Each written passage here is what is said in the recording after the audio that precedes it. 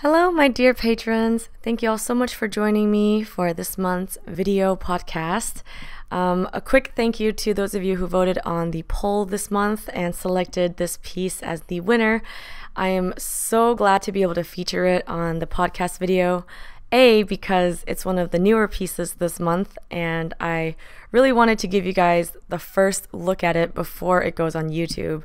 And secondly is because it does contain a little bit of female nudity, which on regular YouTube will definitely get censored because it's not super appropriate for most advertisers. I know that according to the official rules, videos that contain nudity in painting and sculptures shouldn't be censored or flagged, but you can't stop people from flagging your videos. It's just an unfortunate thing that if someone sees something that they don't like, they just end up reporting it, even if it's not breaking any rules.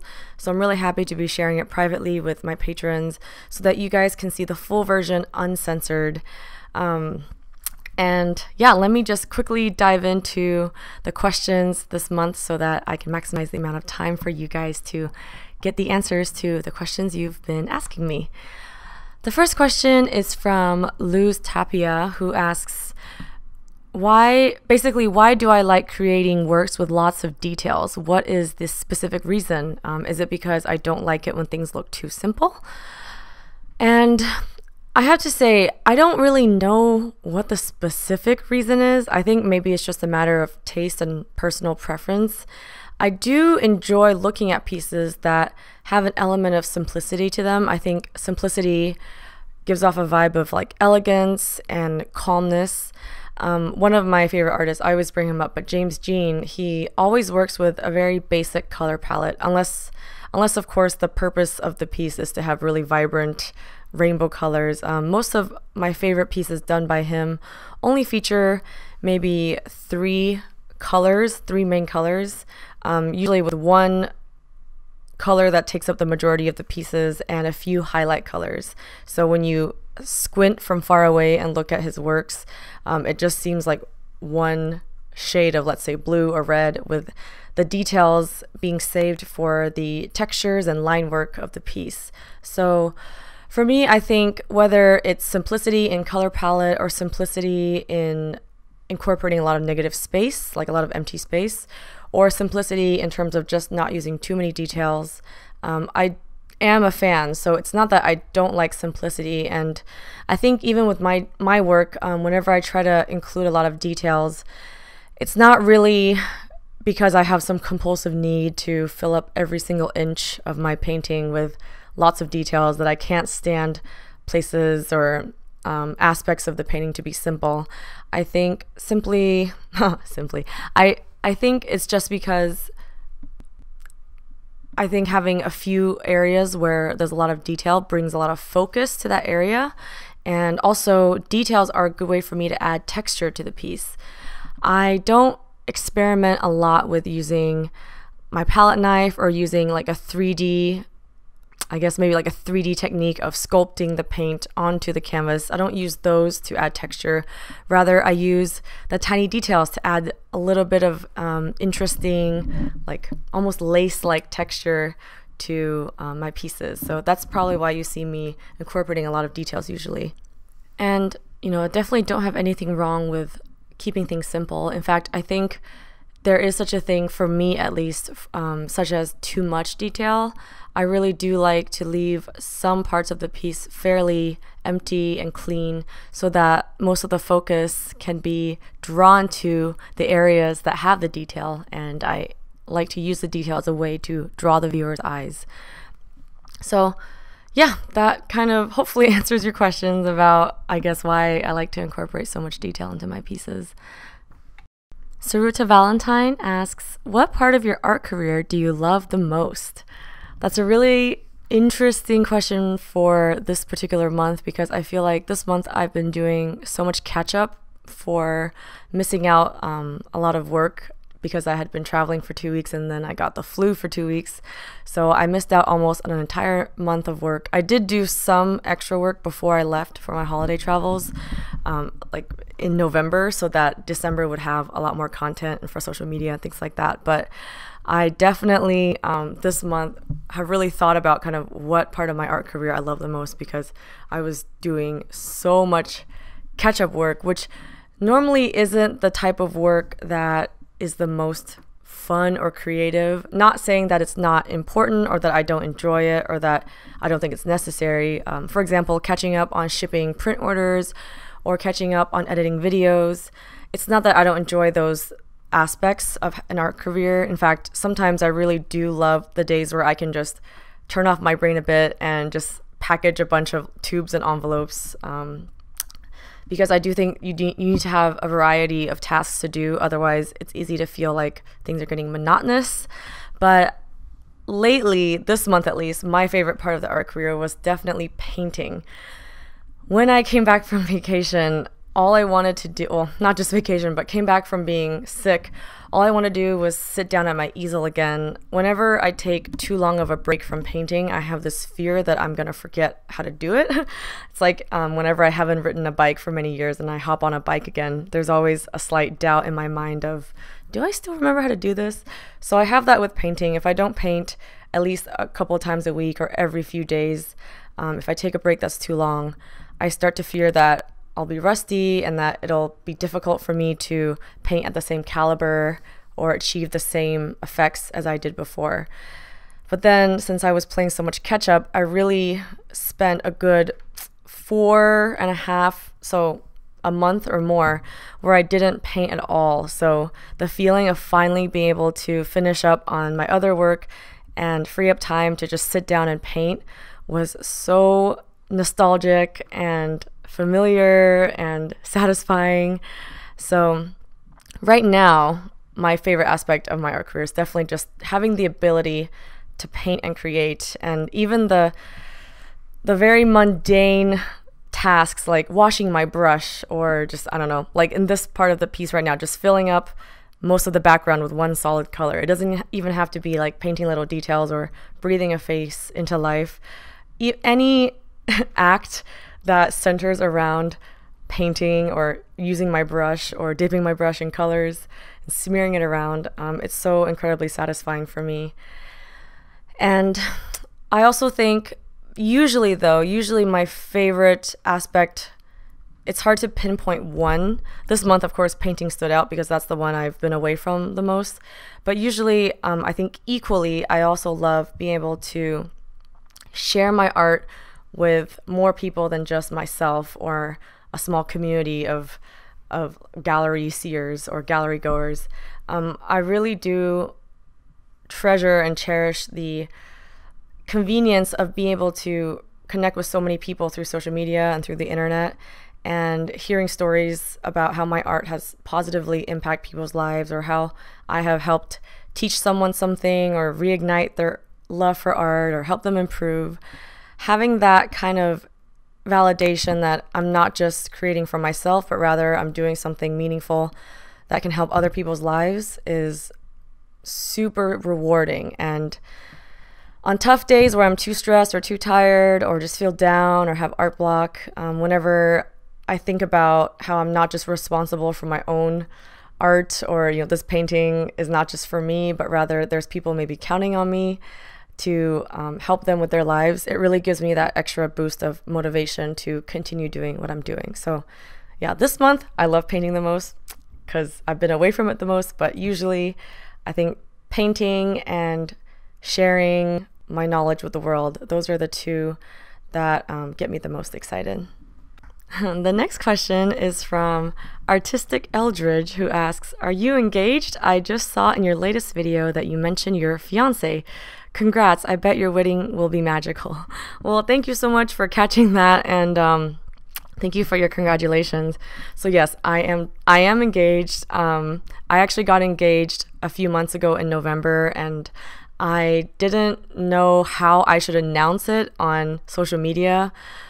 It's such an awkward thing for me because while I do like to share a lot of my personal life so that you guys can get to know who I am and get to know the person behind the art, I guess, the engagement thing was really awkward for me because it just didn't really have anything to do with my artwork or art careers or art skills. And so I just was trying to think of an elegant, graceful way to announce it without making it seem like I just wanted attention, because that's definitely not the case. So I guess because I pushed it back for so long, the longer I waited, the more awkward it felt to announce it. So I just kind of put it on the back burner, and I let it slip in a recent YouTube time lapse. I let the word fiance slip. I'm finally getting used to saying fiance, because the first month that I got engaged, I still used the word boyfriend. It was kind of funny. But yeah, I think now that the cat is out of the bag, I might just make a quick life updates video and really explain to you guys what's been going on and what I've been up to. And, I think it doesn't really matter if some people don't enjoy watching those videos and only want to see art videos. I think there's enough people that are kind enough to actually want to know more about these things. And I owe it to you guys to, I guess, share something this big, because it is a huge life step. But yeah, thank you so much for your congrats, and thank you for, I guess, giving me some sort of courage to open myself up a bit more. It is something I always struggle with social media.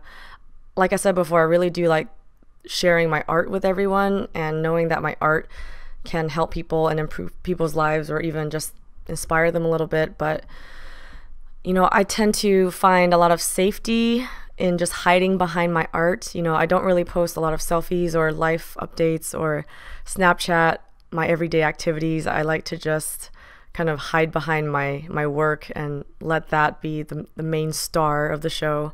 But there are a few really awesome people out there who, really show that they value me as a person, not just, I guess, my business or my artwork aspect of my personality. They actually want to know more about me. So that really flatters me, and I'm really grateful that people like you care enough to ask. So, okay, next question. Let's see.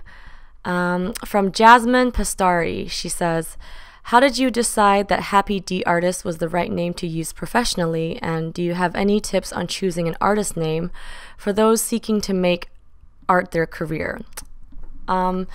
Well, Happy D, so my real name is actually Happy, and D is just the initial of my last name. And the reason why I just kind of used my real name, I for a while did think about creating an art alias, maybe something completely different and unrelated to anything with my real identity. I still now and then get paranoid about exposing too much information online. But then later I thought, I identify so much with my art. Like, so much of my art is just a look into my brain, and it's just a reflection of my soul.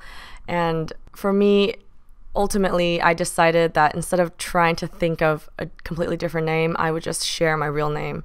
And I still don't want to share my last name, just to protect, I guess, my identity and my family's identity. But I don't think there's anything wrong if you're comfortable sharing your last name or your full name. I really don't see anything wrong with that. It's not like I recommend one way or the other. It was just a personal choice to not share my last name. And I kind of like the ring of Happy D. It just sounds like a very upbeat, positive sound.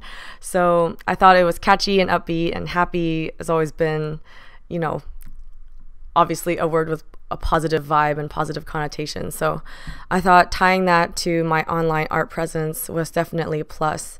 That being said, I also know a lot of artists who use their first name and middle name instead of first name and last name, or a lot of artists who just go ahead and use their full name, because why not? A lot of really affluent artists who have a really prolific resume, like they've been very well educated and gone to really amazing art schools or have had many degrees, and they want to just use their real name. So I really don't see anything wrong with that.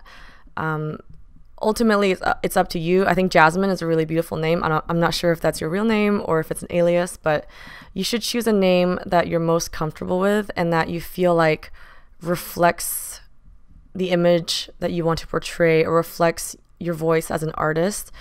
I don't really think there's like an appropriate or inappropriate way to find an artist name. And again, there's nothing wrong with using your real name as your artist name. Okay, moving on to the next question. is from Desiree Johnson, and Desire Johnson, sorry. She or he asks, do you think deleting old content that you're no longer proud of is beneficial or damaging?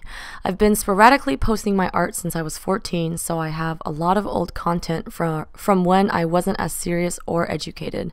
But I feel like deleting older stuff would make my pages feel barren.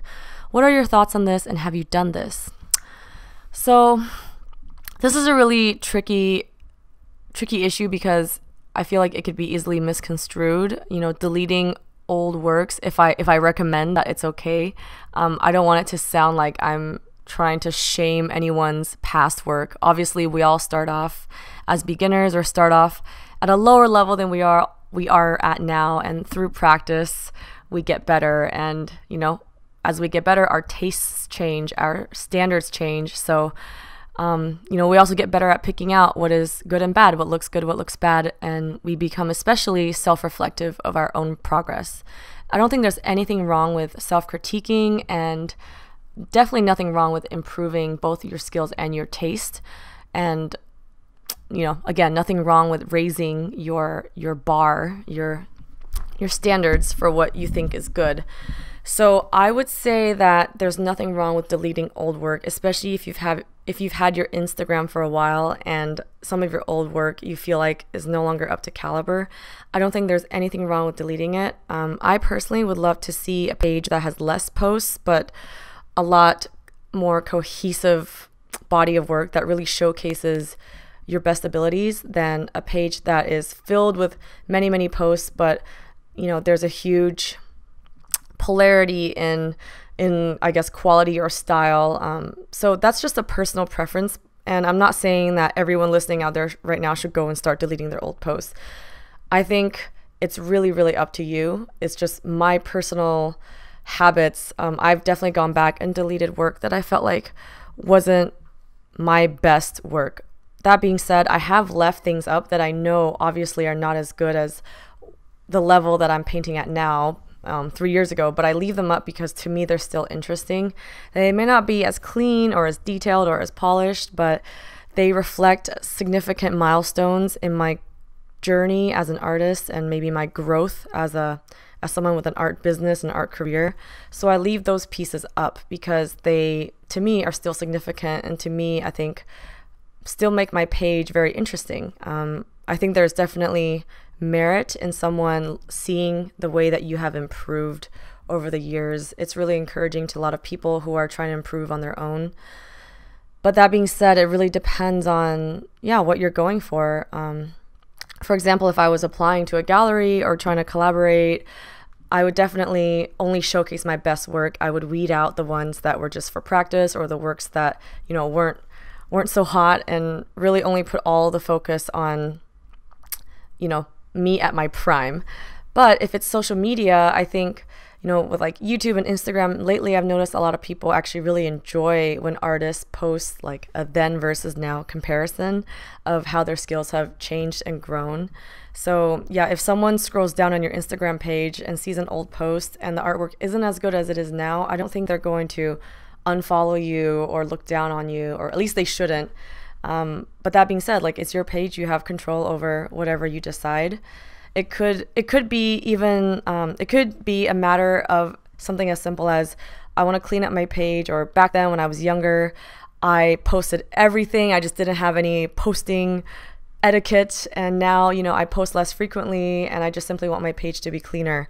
So maybe it's not even a matter of I was better or worse skill-wise. It could just be like, maybe I have a couple of posts that seem really redundant, and or drawings or paintings that seem really similar to each other, and I can just clean up my page by deleting a few of them and leaving the one that's my favorite.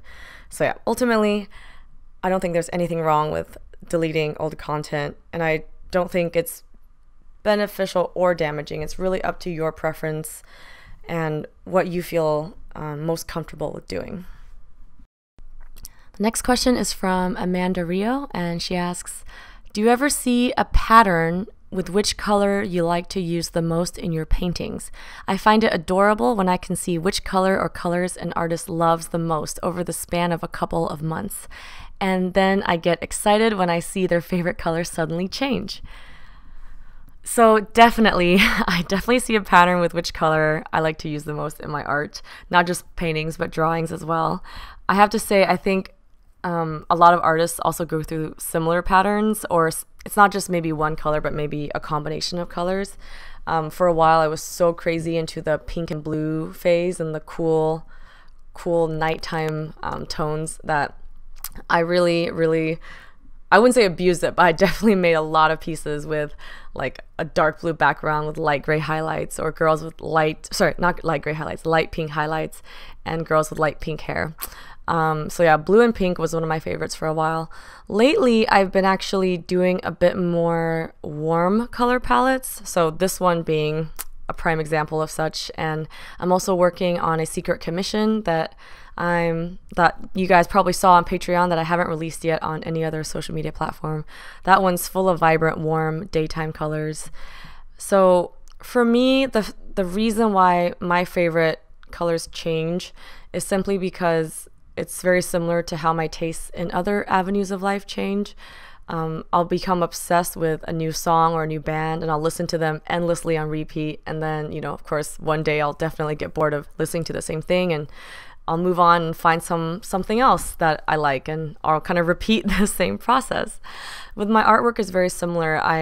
If a color palette really speaks to me, I get really invested, like almost emotionally into it, because I'm like, this is my signature. This is like what evokes like a feeling of love in my heart right now. So I'm gonna paint it, and nothing can stop me. I don't care if it's redundant or repetitive. And then once that wears out, or once I accidentally stumble upon something new, I start to really start the process over again and really fall in love with that new thing. So I don't know if other artists operate the same way. Obviously, every human being has a different way of expressing their interests and different ways of adopting trends and patterns. But for me, this is kind of my habit. But I do have to say, right now, I'm kind of working on two pieces that are very opposite. I have my commission, which is a lot of warm, sunny daytime colors, and I have another mermaid painting, which you guys also saw, with a lot of cool ocean tones. But even in the cool ones, I started becoming influenced by my newfound appreciation for warmer color palettes. So I'll get into this more next month when I have a tutorial, hopefully, for the mermaid painting. But I actually used a bit of warm colors on her skin tone. I just lightly glazed it, and I felt like it just paired up with the rest of the cool piece so well. It was such a nice kind of extra little touch of warmth that really, it was almost like invisible to the naked eye, but the fact that I did have slight glazes of warm colors over the cool skin tones, it really gave the piece some extra life, some extra dimensionality. And yeah, so sorry, I'm rambling now, but basically, yes, there is a pattern with which color I like to use the most in my paintings, and it's because I am that kind of person. Okay, next question from Bazak Alabas, and she asks, "Hi Happy, my question is, where do you see yourself in 10 years? Do you maybe have a dream project you want to achieve? Lots of love." Well, thank you. I think about this question all the time. I always daydream about the future and what I want to do, or I guess if I could have all my wishes granted, ideally, what would I be doing? In 10 years, I will be, I won't be 40 yet, but I will be almost 40, or thinking about turning 40. It's really hard to wrap my head around that stage of life, what I want for my life, not just my art career, but I'm guessing by 40, hopefully I will have a family, kids. I will probably be living somewhere different, maybe move out of the San Francisco Bay Area and move to somewhere where I can really afford a nice house with a yard. And it makes me think about the art career too, because if I want to be able to afford all of those things and be able to afford a good life for my family and my pets, I really have to keep growing my art career. I definitely don't see myself doing anything else. I have thought about, like, would I ever go back to work, like in tech, or would I ever do an office job again? Because it is very stable salary. And when it comes time to preparing for kids, I heard that, you start to kind of give up the adventurous entrepreneur lifestyle in exchange for something more stable and reliable and have better work-life balance, because you want to be able to have enough time to, spend it with the kids. But for me, ideally, I would still be working in art. Hopefully, I can grow my business to a degree where I can afford to hire help, so hire an assistant, or maybe offset some of my time that I spend fulfilling orders, maybe having like a fulfillment center or a third party to help me make and ship prints, or even just hiring an assistant to come in once a week and do that for me. And I also have thought about like what I want to do with social media in 10 years. I honestly don't even know what social media will look like in 10 years or what technology will look like in 10 years. I think technology is very tied in with social media, so I think the two definitely go hand in hand.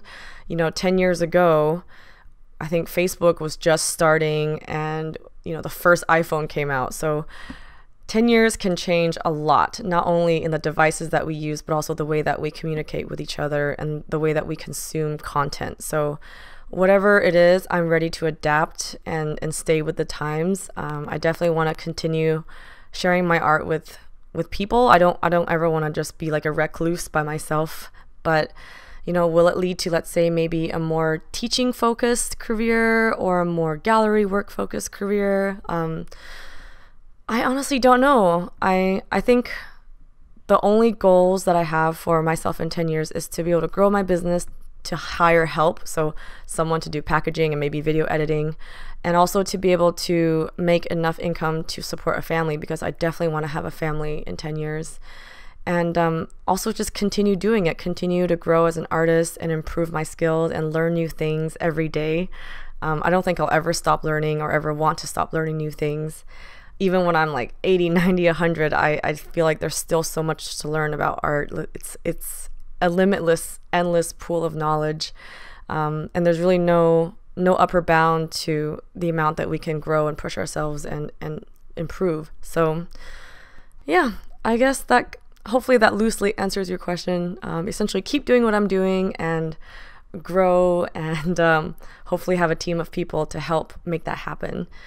Oh, and then I guess one more thing, in 10 years, I definitely, probably even closer than 10 years, but I definitely at some point want to release books or different types of products of my art instead of just prints. I really want to like make it more accessible to a wider variety of people. I know not everyone is going to always buy prints, and even if you love prints, you're going to run out of wall space at some point. So I think I personally love reading art books, and I would love to release one. And I also, with my favorite artists, I love buying various types of products from them, whether it's like, stickers or pillowcases or, I don't know, tea sets. So definitely growing my e-commerce side, as well as growing the painting and sharing side, would be really nice. And again, it probably ties back to being able to hire people to help me do that, or help give me enough guidance to achieve that. The next question is from Claudia Castrillon, and she says, "Hi Happy, do you know any effective way to transfer a sketch to a larger surface? Thank you." So there are many ways to do this. Currently, my favorite way is to simply freehand sketch the smaller sketch onto a larger canvas. And by freehand, I don't mean purely eyeballing it, although sometimes I do that. Like if my thumbnail is way too small and, I have some sort of confidence that I can recreate it with the right proportions, I definitely will just go in and freehand it with a blank canvas. But you can also draw a grid. So I like to use a very light pencil in the same color that I'm planning to do my underpainting in. So for example, if I know my underpainting is going to be with warm tones, let's say burnt sienna, I'll use a color maybe like light brown of a colored pencil. I really recommend the Prismacolor Color Erase brand, because you can erase it if you make a mistake. And I will lightly sketch a grid. Now, the size of the grid can be up to you. For me, I like to just use a very big, by big, I mean like each grid square is really big. I basically just cut my sketch into thirds. So 2 lines across horizontally spaced, into perfect thirds, and then 2 lines vertically. And then this just helps me get the basic composition roughly correct, and the small details I would just recreate again on the surface of the painting surface. Of course, this is not a technique that everyone uses. I know not everyone enjoys the process of maybe having to guess and recreate and mess up and redo a bunch of sketches. So there are ways that you can just trace your sketch onto your surface and not have to do any extra brain work in recreating it. You can just trace it. So to trace it, you'll have to have what I would recommend, a printer of some sort, or just access to a printer. I just use a very basic black and white laser jet printer that I use to print like documents and shipping labels. And I either scan, if you don't have a scanner, you can just take a photo of the sketch, and then using Photoshop, I scale it. So let's say that my sketch is really small, like 4 by 6, and I want to paint on a surface that's, let's say, 16 by 20. So what I'll do is I'll open up Photoshop or whatever other video image editing software you have. I think many different things could work. And I'll open up something that's 4 by 6, and then using the exact same ratio, so let's say 300 pixels per inch, I'll open up a second file that's 18 by 24 using the same ratios. And then I'll put the 4 by 6 sketch over the 18 by 20. Oh, sorry, I used 16 by 20 as my example. So let me go back and do that. So yeah, one 4 by 6 file containing my sketch, and then one 16 by 20 inch file that's blank. And I'll take my sketch and put it onto the 16 by 20 inch file and scale it up. And then once I scale it up to fill the canvas and place, it in the right position, I will then look at the size of my printer paper, which is usually like 8.5 by 11. So I'll open a third file that's 8.5 by 11, and keep in mind all 3 of these are using the exact same ratio. So 300 pixels per inch, 72 pixels per inch. As long as you keep it consistent across all 3, it should be fine. So then you're going to break up your 16 by 20 sized sketch now, since you've scaled it, into 8.5 by 11 pieces. Print out each piece on its own sheet of paper, and then it's kind of like piecing a puzzle back together. You're going to tape them back together with just clear tape, and you can either use transfer paper, which is like paper that's lined with graphite on one side, or you can color in the back with a pencil, which could take a while, especially if you're working with a large surface. But then what you do is you just tape the giant poster now of your pieced together sketch that has been printed. Well, that's a mouthful.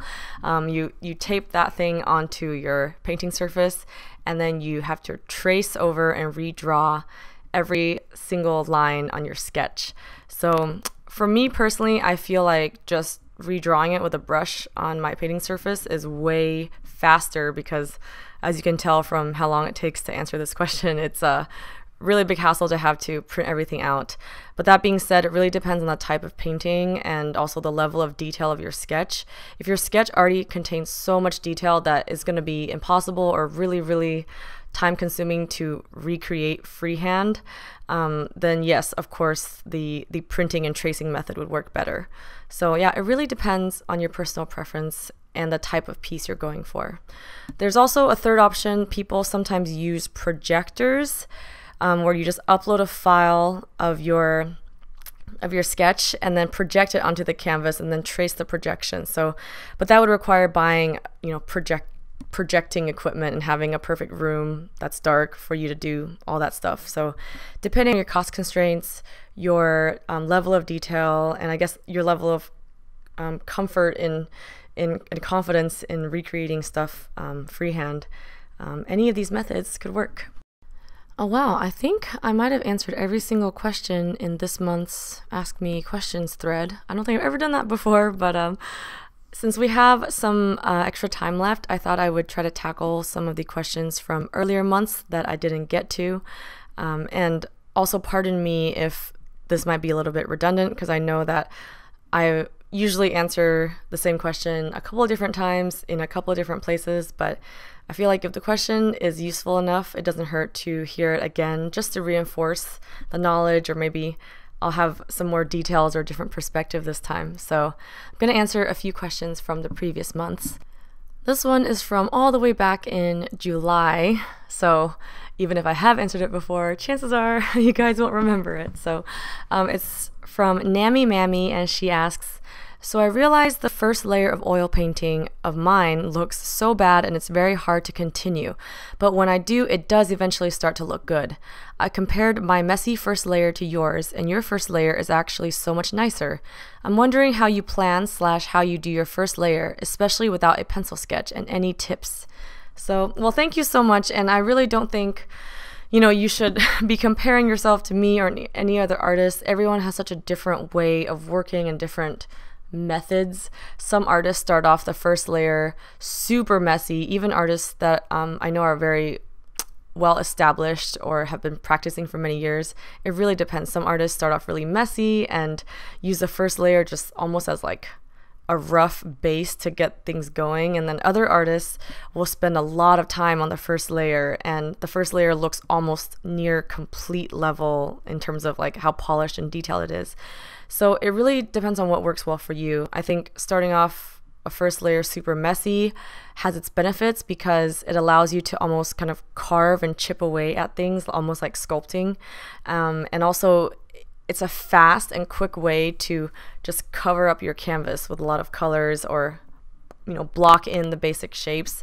It gives you that satisfaction of like I'm making progress, and for me that's really, really motivating. But of course, there's merit to starting off with more detail or maybe a little bit more polish as well. For me, lately I've started my first layers trying to invest a bit more time in getting the colors more correct, and if I have small details, taking the time to actually shape those out and define those instead of just rough big blocks. I think for me, the reason why I started putting more time into my first layers is because it gives me more satisfaction when I paint the second and third layers, which are my favorite.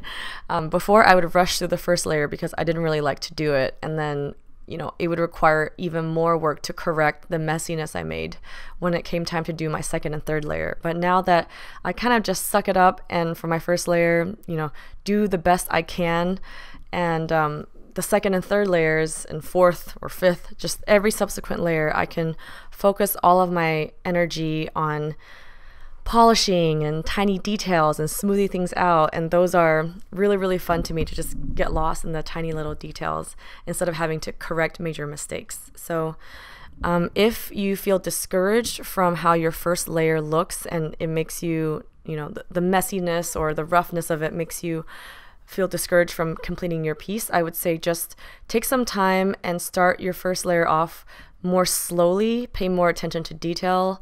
There's really no right or wrong way to do things, in my opinion. I'm sure others would disagree, but in my opinion, like if you want to spend, almost half of your total painting time on your first layer because that works for you, then, by all means do it. So hopefully if you are able to spend more time and really render your first layer more thoroughly, it'll probably give you more confidence or more enjoyment from doing the subsequent layers.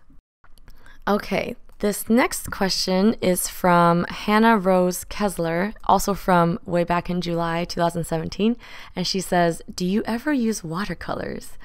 So I used to before I discovered oils, and I just fell completely in love and went through years without doing much or any watercolors at all. But recently, I really do want to experiment more with watercolor, so look out for it this year because I am planning on kicking it up a notch and finding my love for watercolors again and possibly combining them with oils.